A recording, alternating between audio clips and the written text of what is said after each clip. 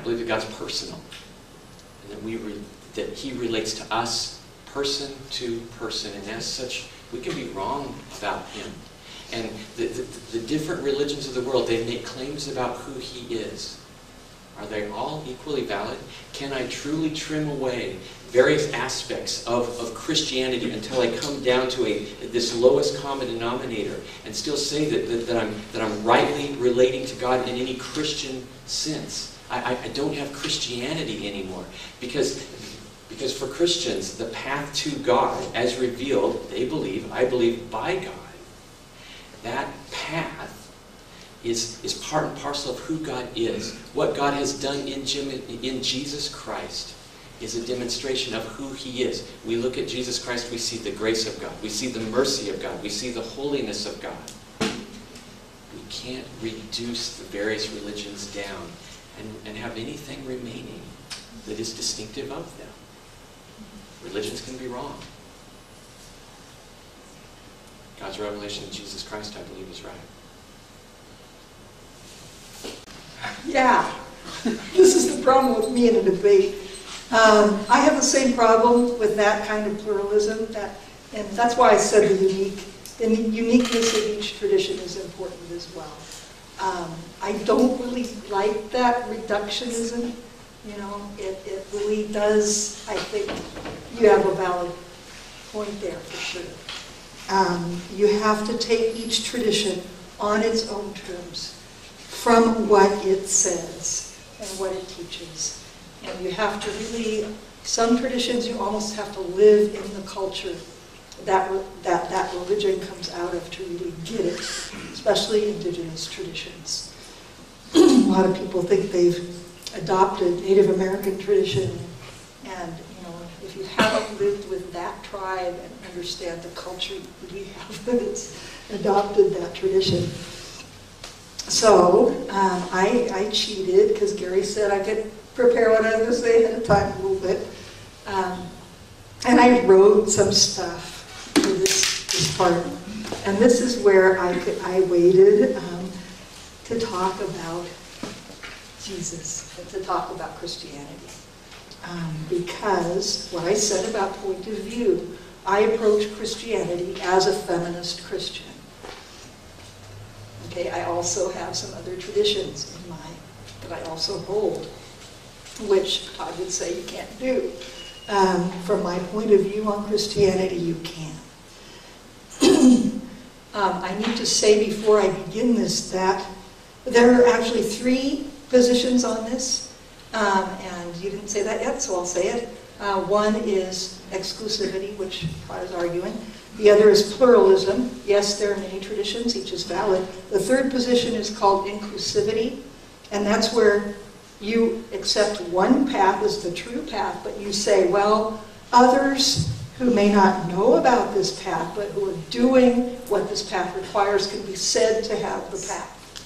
And that is actually the position of many, many Christians, if not most today. I want to walk out here now and say, I think in Christianity, I think Paul, and I can make a really good case for Paul, I can make also a case for Jesus. I think that they were inclusivists. I don't think they were exclusivists. And it's interesting because Todd and I use some of the same scriptures to arrive at that. You can look at the same words, even if we all have the same words, which we're on a little firmer ground with the New Testament, because with the Christian scriptures, because they were written later, so we could be a little more sure what they actually say about the words, at least what the words are. But you can look at those things and interpret them in different ways. When Paul talked to those Athenian pagans, right before the part that you read, he talks about walking around the city of Athens, and he sees all these statues, and they're to all these goddesses and gods. And then he finds one that's dedicated to an unknown God. And he says, what therefore you worship as unknown, this I proclaim to you. And my take on that is, Paul, as a Jew, as a monotheist, when he realizes that Athenians get it, that they can't possibly depict all of who God is in bone or stone or metal, so they have an extra statue to show that they understand. There's part of God that's unknown. There's a goddess or a god or somebody somewhere that we don't know about. And that admission was what Paul grabs a hold of and says, you worship as unknown, we worship as known. Here's what I believe. But that's an inclusivist statement right there. He's accepting them where they are. And he's recognizing the common ground. And then he goes from that to argue Jesus. I think that's one of the reasons that Paul can speak to the Gentile world, because he doesn't argue really from an exclusive stance. He argues, I think, from an inclusivist one. Jesus says almost the same thing to the Samaritan woman at the well. He says, you worship what you do not know, we worship what we know. For salvation is from the Jews, but the hour is coming and now is here when the true worshiper will worship the Creator in spirit and in truth.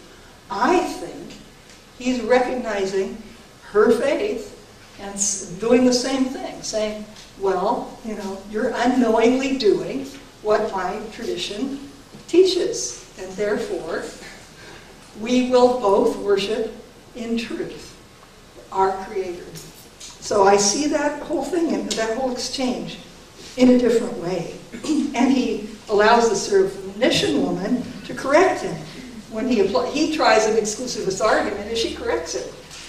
Go with that one up, Mark 7:27. So I think, even in Christianity, you can take at least an inclusivist view, if not a pluralist view. I think each tradition has its own unique gifts. I would totally agree with that. That you have to take each religion from where it is. The way I look at Christianity, I think of it in a different way. I honestly look deeply at all of Jesus' words. I'm not one of those who say, well, you can only look at the ones that Jesus probably said, not what John said Jesus said. The quotes are from John, and they're the most strongest claims. John has a high Christology, they say. And it's John's response in faith to Jesus, rather than necessarily what Jesus said.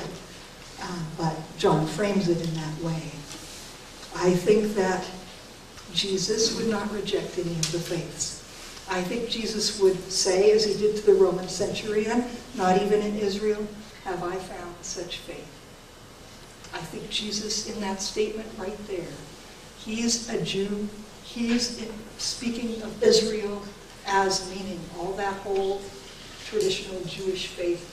And he meets that centurion and says, even in Israel I've not found faith like this. What would Jesus say today? You just have to reach out to the heart of Jesus and in your own understanding and read everything it says and everything they say about what it says. And, but coming from Christianity, I think you can say yes to this question, even from coming from one of the traditions. And I'm coming from Christianity in this argument. Thank you.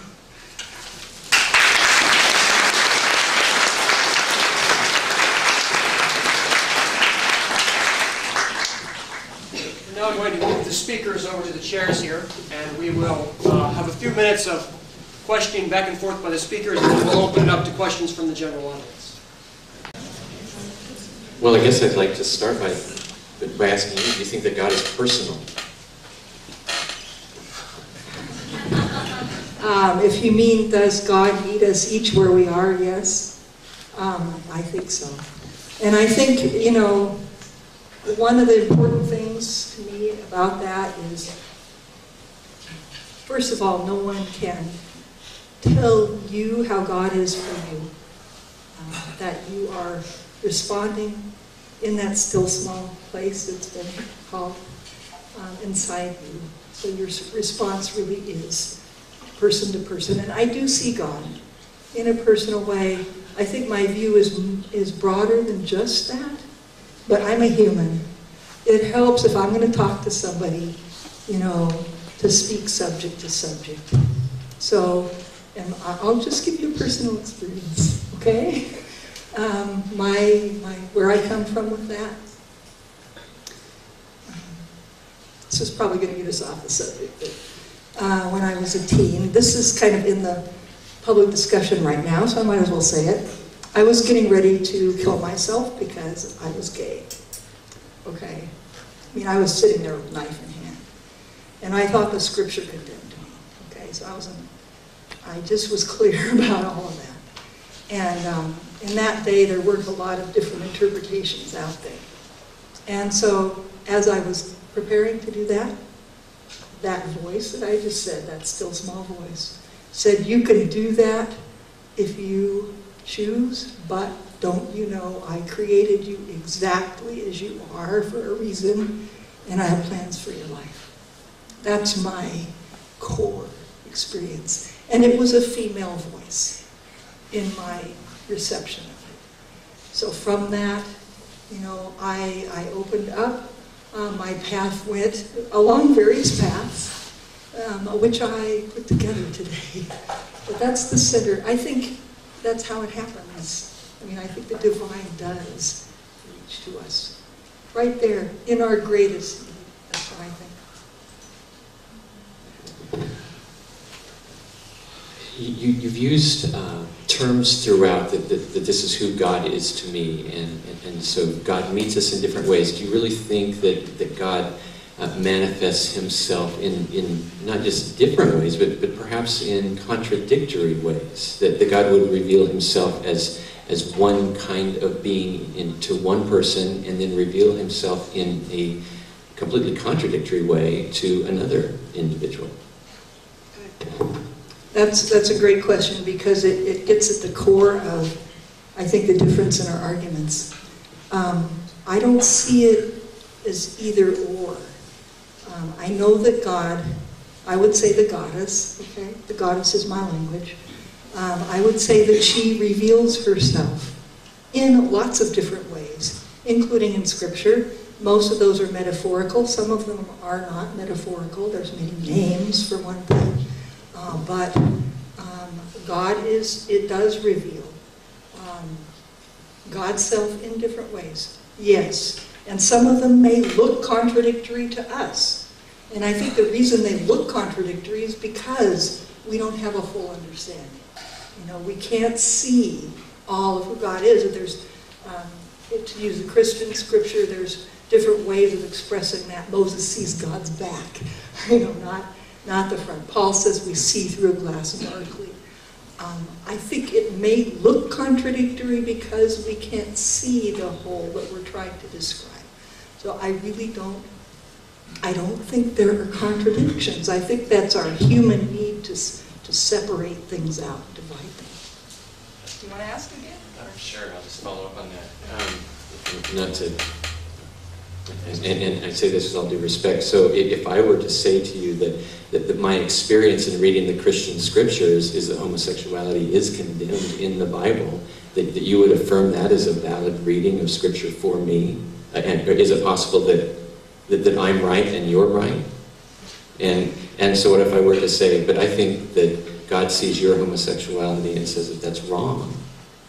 And I've just come up with how can those two things coexist? Yeah.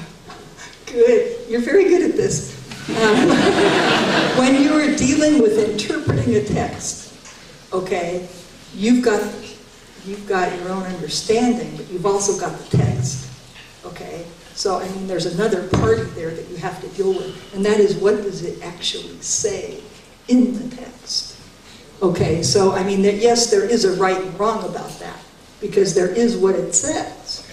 However, in terms of all of the texts about that subject, what it says is in a context.